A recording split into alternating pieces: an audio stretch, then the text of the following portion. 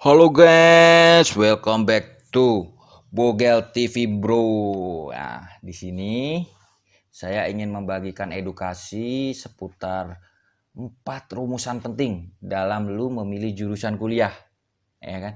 Nah, di sini saya agak keluar konten juga sih, tapi di situ juga saya akan memberikan edukasi kepada teman-teman semua supaya dalam memilih jurusan kuliah tidak ngabur, tidak istilahnya asal-asalan, ya kan. Nah, nggak kerasa kan udah bulan Mei aja ini. Biasanya bulan Mei ini bulan harap-harap cemas loh, sekaligus bulan galau bagi lu semua yang lagi berjuang untuk bisa masuk perguruan tinggi negeri, ya kan. Nah, sebelum saya masuk ke topik, nah saya ingin cerita nih, banyak mahasiswa salah jurusan yang menjalani kuliah dengan terpaksa dan bertahun-tahun menderita, ya kan? Percaya nggak? Saya ngomong kayak gitu. Nggak dipercaya juga nggak apa-apa. Nah, baik. Kenapa menurut gua tuh penting nih? Gua ceritain sedikit pengalaman gua waktu jadi mahasiswa tingkat awal deh. Ya, pada zaman dulu gua masih jadi mahasiswa nih, tingkat awal.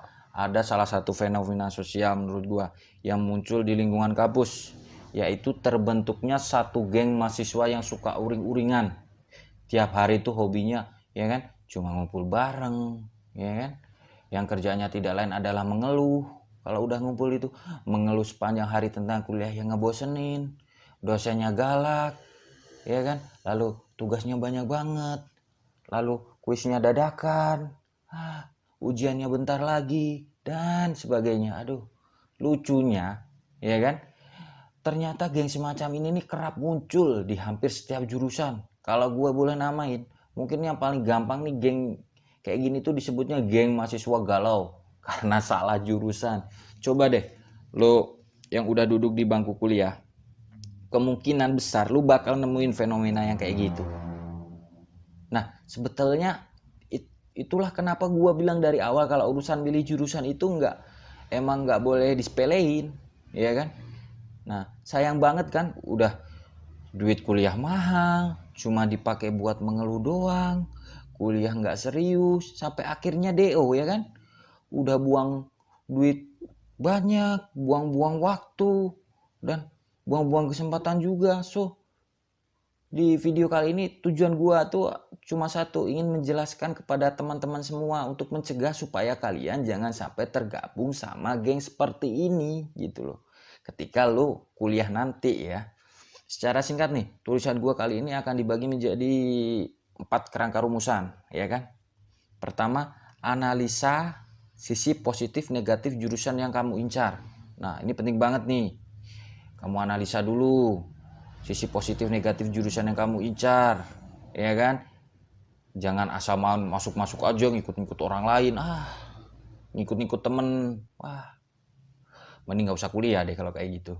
Nah, lalu yang kedua nih, pikirkan indikator dan tolak ukur yang tepat dalam memilih jurusan, ya kan? Pikirkan indikator dan tolak ukur yang tepat dalam memilih jurusan. Nah, lu pelajari dulu, ya kan? Lu cari perbandingan sebelum memilih jurusan, lu telaah dulu, teliti, ya kan? Dan ketiga, pikir ulang sebetulnya motivasi lu tuh buat masuk jurusan itu apa gitu loh, ya kan? Jangan sampai lu masuk jurusan itu cuma karena ikut-ikutan orang lain, ikut-ikutan temen, daripada gua nggak kuliah. Gua nggak rekomenin banget deh. Nah, baiknya lu harus tahu motivasi lu tuh apa gitu sebelum lu terjun dan milih jurusan itu gitu. Lalu yang keempat, bagaimana sih rumus yang paling jitu buat milih jurusan yang cocok? Nah, di video kali ini saya akan bongkar semuanya, ya kan? Semua dari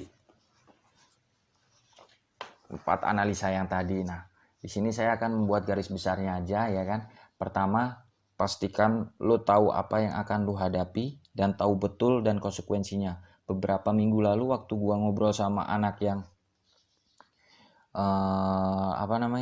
ikut kayak les-lesan model kayak gitu tuh, kayak gue nggak mau sebut branded di sini, ikut tes-lesan lah yang mereka ceritain itu hal-hal lucu juga sih. Jadi dari sekian banyak orang yang daftar di bimbel, gue sebut EKEK aja ya, EKEK untuk program alumni atau intensif SBMPTN, ternyata sekitar 70% itu bilang mau nyoba fakultas kedokteran. Dalam hati gue, buset dah banyak amat ya yang mau jadi dokter. Gue jadi inget nih waktu gue TK sampai SD nih, kalau gue nanya, guru gue nanya maksudnya, jadi apa kalau udah besar nanti? Hampir semua bilang mau jadi dokter bu. Lalu ada yang menyusul mainstreamnya lagi dengan profesi jadi pilot bu, jadi presiden bu. Aduh, kadang gue mikir apa mereka ini masih terbuai dengan romantisme masa kecil ya. Sebetulnya nih nggak ada salahnya sama sekali kalau mau jadi dokter. Tapi ya masalahnya itu kalau niatnya lu setengah hati, apalagi kalau bilang cuma mau nyoba jadi dokter, wah itu yang amsyong alias bahaya banget. Nah, kenapa gue bilang bahaya? Karena rupanya sebagian besar anak yang ditanya kenapa pengen masuk fakultas kedokteran, banyak banget nih yang alasannya tuh agak kurang-kurang meyakinkan. Contohnya, wah kenapa ya? Kayaknya seru aja nih masuk fakultas kedokteran. Lalu ada lagi yang jadi dokter itu profesi idaman calon mertua loh. Dan yang mainstreamnya lagi, jadi dokter kan keren dan kerjaannya jelas. Ngapain? Duitnya juga oke kok kayaknya. Terus giliran buat ceritain kuliah kedokteran itu susahnya kayak apa? Nih, dia langsung jawabnya gini. Waduh iya juga ya. Gua kayaknya nggak siap nih jadi dokter yang harus siap ngeliat darah setiap saat dan tetap tenang lihat orang yang sekarat dan mati tiap hari. Lagian juga nggak jijik kan? Dan takut ngeliat darah. Nih, gini ya. Kalau lu mau nentuin jurusan, pastiin lu harus tahu betul secara detail apa aja yang akan lu alami di kuliah lu nanti. Sebagai contoh buat lu nih yang kuliah di kedokteran, pastiin kalau lu tuh bisa tahan bedah-bedah mayat yang udah kondisinya udah nggak karuan deh, udah hancur kadang karena udah meninggal berbulan-bulan dan cuma diawetin sama formalin. Pastiin juga lu rela kuliah lebih lama daripada teman-teman lu yang milih jurusan lain dan siap mengabdi ke daerah pedalaman sebagai syarat profesi selama kurang lebih 2 tahun. Kalau bahasanya itu kalau nggak salah koas ya. Nah, pastiin lu masih harus belajar keras tuh di tahun keempat buat dapet gelar sarjana kedokteran. Itu belum jadi dokter ya. Nah, sementara temen lu yang di jurusan lain udah kerja di perusahaan multinasional, merintis bisnis sendiri, keterima beasiswa kuliah S2 di luar negeri, dan menapaki karirnya jadi artis ibu kota mungkin, ya kan? Bisa aja ya kan? Nah, kalau lu emang udah siap nerima semua konsekuensi itu dan tetap mau jadi dokter, karena emang lu berambisi untuk terjun dan terlibat dalam perkembangan dunia medis, itu baru keputusan yang mantap buat milih jurusan. Gua kasih jempol buat lu semua. Ya intinya apapun jurusan yang lu ambil pastiin lu tahu apa yang akan lu hadapi dan juga siap terima konsekuensinya. Ini gua ambil contoh aja dari sudut pandangan fakultas kedokteran ya. Hal yang sama juga berlaku kok bagi bidang apapun yang mau lo tekuni, baik itu jadi insinyur, psikolog, musisi, arsitek, pilot, politisi, seniman, atau apapun juga deh, ya kan. Lalu yang kedua, jangan pernah milih jurusan hanya karena prospek finansial. Ya, ini merupakan pertanyaan klasik nih yang biasa ditanyain banyak anak yang mau milih jurusan, ya kan. Kadang nanya, kak, kalau ambil di jurusan ini tuh nanti kerjaannya ngapain ya? Karirnya bagus nggak ya? Duitnya oke nggak? Dalam hati gua ngerti sih, duit itu emang penting. Siapa juga yang nggak mau jadi orang kaya dan sukses dan punya kebebasan finansial coba. Biasanya nih faktor ini nih juga yang akan jadi pertimbangan orang tua yang pengen anaknya bisa nyaman dengan hidupnya. Ya salah satu cara simpelnya ya memang dengan jadi orang kaya.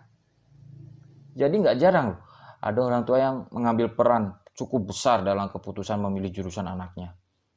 Ya wajar aja sih, namanya juga mereka yang bayarin duit kuliah kita. Hal yang sama juga dilakukan kok sama orang tua gua dulu. Dan di sini gue paham kekhawatiran orang tua gue dan niat baik mereka buat menjaga anak-anaknya supaya tetap sejahtera dan hidup nyaman sampai akhir hayatnya. Nah, kita juga harus bisa lihat dari kacamata mereka juga dalam hal ini. Di zaman mereka muda dulu, mungkin memang langkah pragmatisnya dengan melihat segalanya dari tolak ukur uang, ada hal yang paling realistis. Makanya mereka bisa nyekolahin lu sampai sejauh ini. Well, tanpa mengurangi rasa hormat, gue sama ortu gue dan orang tua lain di luar sana, gue menolak dengan hormat ya untuk memakai sudut pandang itu untuk zaman sekarang. Gue mohon maaf banget, gue tanpa mengurangi rasa hormat, gue sama orang tua gue dan orang tua lain di luar sana, gue menolak dengan hormat untuk memakai sudut pandang itu untuk zaman sekarang.